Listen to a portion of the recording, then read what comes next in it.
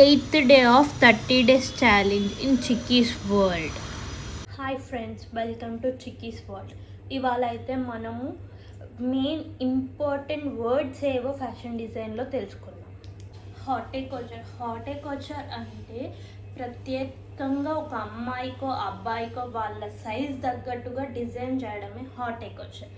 Next పీటే Potter అంటే ఉన్న వస్తువుని రెడీమేడ్గా తీసుకొని వేసుకోవడం. లైక్ హ్యాండ్ బ్యాగ్స్ మనమైతే షాప్కి వెళ్ళేసి ఉన్నవే సెలెక్ట్ చేసుకొని డ్రెస్కి మ్యాచ్ అయ్యేలాగా తీసుకొని వస్తాం. షూస్ కానీ హ్యాండ్ బ్యాగ్స్ కానీ ఇంకా రెడీమేడ్ డ్రెస్సెస్ ఉంటాయి, జీన్స్ ఉంటాయి, ఇవన్నీ కూడా రెడీమేడ్గా మనం తీసుకొని వస్తాం షాప్స్కి. సిలబెట్స్ అంటే ఇవన్నీ మనకి తెలిసిన పదాలే, కాకపోతే ఫ్యాషన్ డిజైన్లో ఎలా వాడతారు అంటే ఏంటో మనకు అర్థం కాదు వాళ్ళు చెప్పినప్పుడు. సిలబెట్స్ అంటే ఉన్న ఒక బట్టని ఆకారంగా చేయడమే సిలబెట్స్.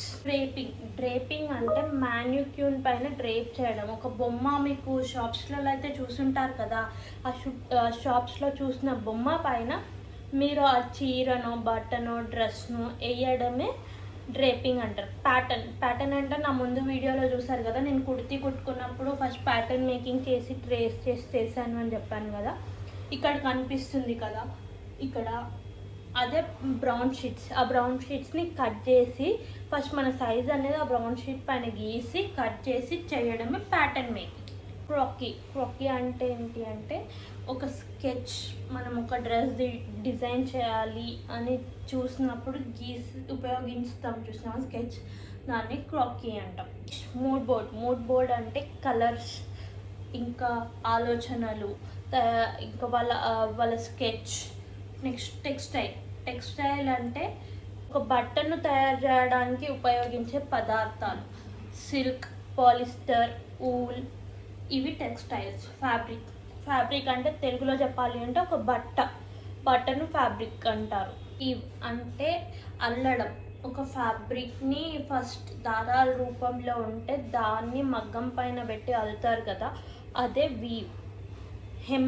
హెమ్లైన్ అంటే మీరు చూస్తూ ఉంటే వీటికైతే రాదు, బ్లౌజెస్కి కనిపిస్తుంది. క్రాస్ డయాగ్నల్గా వంకరగా ఇట్లా కుడతారు కదా, అది హెమ్లైన్. సీమ్ లైన్ అంటే జీన్సెస్కి మీకు కనిపిస్తుంది సైడ్స్ రెండు బట్టలను ఇట్లా ఫోల్డ్ చేసి కుడితే సీమ్ లైన్ అవుతుంది. ఇక్కడ సన్న స్ట్రిప్ లా వస్తుంది, అదే బయాస్ కట్ అంటే ఏదో అని మీరు అనుకోవద్దు. 45 degreesలో క్లాత్ని ఫోల్డ్ చేసినప్పుడు అది స్ట్రెచ్ అవుతుంది. ఆ స్ట్రెచ్ అయ్యే ఫ్యాబ్రిక్ని మనం కట్ చేస్తే నీట్ ఫినిష్లో వస్తుంది. ఎంబ్లిష్మెంట్స్ అంటే ఏంటో అనుకుంటారు. ఎంబ్లిష్మెంట్స్ అంటే కుందన్స్, జర్దోజీ, సీక్వెన్స్, బీట్స్, ఇవన్నీ ఎంబ్లిష్మెంట్ కిందకి వస్తుంది. యాప్లిక్ అంటే ఏంటి అంటే ఒక క్లాత్ని ఇంకో క్లాత్ పైన పెట్టి డిజైన్ చేయడమే యాప్లిక్ వర్క్.